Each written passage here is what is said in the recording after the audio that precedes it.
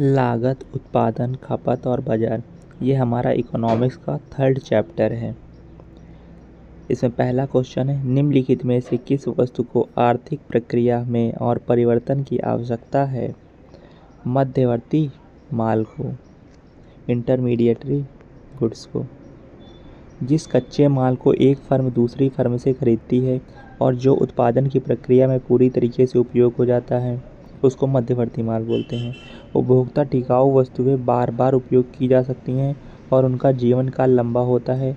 वह वस्तु जिसे अंतिम उपयोग के लिए बनाया गया हो और जो उत्पादन या परिवर्तन के किसी और चरण से नहीं गुजरेगी, उसे अंतिम वस्तु कहा जाता है।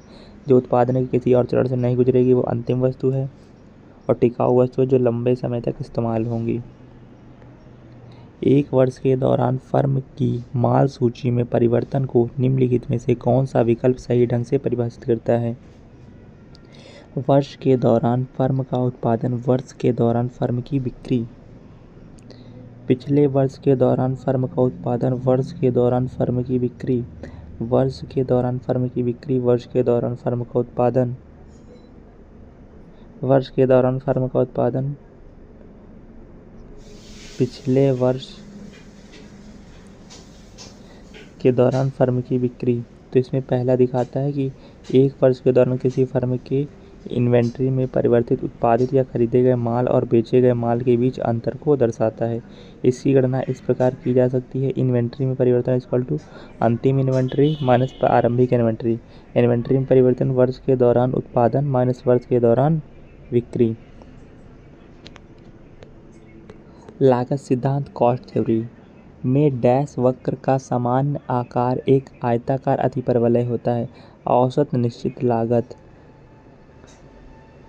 वक्र का सामान्य आकार एक आयताकार अतिपरवलय होता है।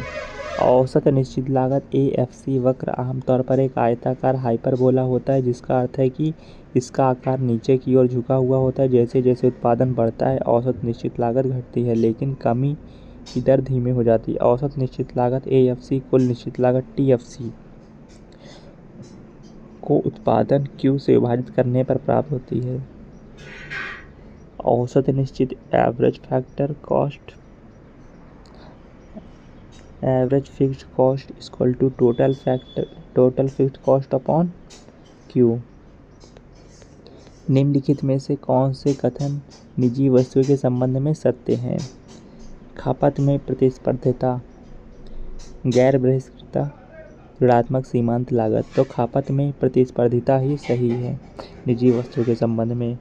एक निजी वस्तु बहिष्कृत और प्रतिस्पर्धी दोनों है और इसका उपभोग एक व्यक्ति या परिवार द्वारा किया जाता है। इसका मतलब है कि एक व्यक्ति द्वारा वस्तु का उपभोग दूसरों को उसका उपभोग करने से रोकता है और प्रदाता दूसरों को इसका उपयोग करने से वर्जित कर सकता है। उदाहरणों में भोजन, कपड़े और कार शामिल है। सार्वजनिक वस्तुओं की विशेषता गैर बहिष्करणता और गैर प्रतिस्पर्धितापूर्ण उपभोग है। उदाहरण राष्ट्रीय रक्षा, स्ट्रीट लाइट, सार्वजनिक पार्क आदि। व्यापार उदारीकरण, ट्रेड लिबरलाइजेशन ने मध्यम से उच्च प्रौद्योगिकी सामग्री वाली उद्योगों में अपने डैश में सुधार करने में भारत की मदद की है। तुलनात्मक लाभ में सुधार करने में भारत की मदद की है। इसका तर्क है कि देश उन चीज़ों को बनाने पर ध्यान केंद्रित करके एक दूसरे के साथ व्यापार करने से लाभ उठा सकते हैं जिन्हें बनाने में वे सर्वश्रेष्ठ हैं, जबकि जिन चीज़ों को बनाने में वे उतने अच्छे नहीं हैं उन्हें दूसरे देशों से खरीदते हैं। तुलनात्मक लाभ का सिद्धांत डेविड रिकार्डो द्वारा 1817 में दिया गया था। व्यापार उदारीकरण आर्थिक विकास के लिए राष्ट्रों के बीच वस्तुओं और सेवाओं के निःशुल्क और खुले आदान प्रदान को प्रोत्साहित करने के लिए टैरिफ और कोटा जैसी बाधाओं को हटाना या कम करना। कारक लागत फैक्टर कॉस्ट को डैश के नाम से जाना जाता है। फैक्टर कॉस्ट को इनपुट कॉस्ट, निवेश लागत के नाम से भी जाना जाता है। निवेश लागत यह उद्योगों द्वारा फर्मों द्वारा उत्पादित वस्तुओं और सेवाओं पर होने वाली वास्तविक लागत होती है। किसी अर्थव्यवस्था में किसी दिए गए उत्पाद का उत्पादन करने के लिए कारक लागत में उत्पादन के कारकों की सभी लागतें शामिल होती हैं। इसमें भूमि, श्रम, पूंजी और कच्चे माल, परिवहन आदि की लागत शामिल है। आयात प्रतिस्थापन रणनीति को सामान्यतः डैश कहा जाता है। अंतर्मुखी व्यापार नीति कहा जाता है। अंतर्मुखी व्यापार रणनीति, व्यापार और आर्थिक नीति जो विदेशी आयात को घरेलू उत्पादन से बदलने का समर्थन करती है। उदाहरण, उद्योगों को विदेश में बने वाहनों का आयात करने के बजाय भारत में ही उत्पादन करने के लिए प्रोत्साहित किया जाए। अचल पूंजी के उपभोग को डैश के रूप में भी जाना जाता है, मूल्यह्रास के रूप में जाना जाता है। अचल पूंजी के उपभोग को मूल्यह्रास के रूप में जाना जाता है। मूल्यह्रास डिप्रिसिएशन का अर्थ है समय के साथ टूट फूट के कारण अचल संपत्तियों का नुकसान।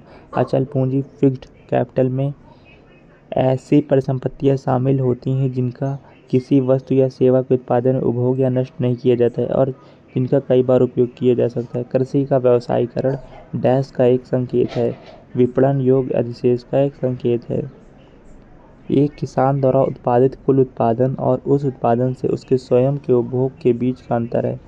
उत्पादक अधिशेष कुल राशि जो एक उत्पादक को बाजार मूल्य पर किसी वस्तु की मात्रा का उत्पादन और बिक्री करने से लाभ होता है। 1979 में ग्रामीण भारत के लिए गरीबी रेखा के बेंचमार्क के रूप में निर्धारित न्यूनतम उपभोग व्यय रुपये प्रति व्यक्ति प्रति माह क्या था?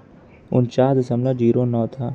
गरीबी आकलन पर 1979 योजना आयोग टास्क फोर्स ने ग्रामीण क्षेत्रों के लिए न्यूनतम 2400 कैलोरी प्रति व्यक्ति माह 49.1 रुपये के उपभोग व्यय के साथ और शहरी क्षेत्रों के लिए 2100 कैलोरी और 56.64 रुपये प्रति व्यक्ति प्रति माह के उपभोग व्यय के साथ का सुझाव दिया। गरीबी रेखा के लिए कुछ समितियां, लकड़वाला समिति 1993 में रिपोर्ट प्रस्तुत की, तेंदुलकर समिति 2009 में, रंगराजन समिति 2014 से। बहुत इंपॉर्टेंट है लकड़वाला समिति, तेंदुलकर समिति और रंगराजन समिति, ये तीनों गरीबी निर्धारण से संबंधित हैं। उत्पादन फलन को डैश से व्यक्त किया जा सकता है, जहां एल श्रम और सी पूंजी और क्यू वह अधिकतम उत्पादन है जो उत्पन्न किया जा सकता है। जब भी अधिकतम होगा तो वो मल्टीप्लाई में जाएंगे श्रम और पूंजी। Q = L C। उत्पादन फलन एक अच्छे उत्पादित आउटपुट उत्पाद की मात्रा और उत्पादन कारकों इनपुट्स के बीच कार्यात्मक संबंध को संदर्भित करता है। गणितीय रूप से इनपुट और आउटपुट के बीच इस तरह के बुनियादी संबंध को व्यक्त किया जा सकता है। Q = FLCN, जहाँ Q उत्पादन की मात्रा, L श्रम, C पूंजी, N भूमि है। पूर्ण प्रतिस्पर्धी बाजार की विशेषताओं के संबंध में निम्नलिखित में से कौन सा कथन सत्य है? बाजार में बड़ी संख्या में क्रेता और विक्रेता होते जानकारी पूर्ण होती है, तभी तो पूर्ण प्रतिस्पर्धा होगी। पूर्ण प्रतिस्पर्धी बाजार की अन्य विशेषताएं: प्रत्येक फर्म एक समरूप उत्पाद का उत्पादन और बिक्री करती है, अर्थात एक फर्म के उत्पाद को किसी अन्य फर्म के उत्पाद से अलग नहीं किया जा सकता। फर्मों के लिए बाजार में प्रवेश तथा बाजार से बाहर निकलना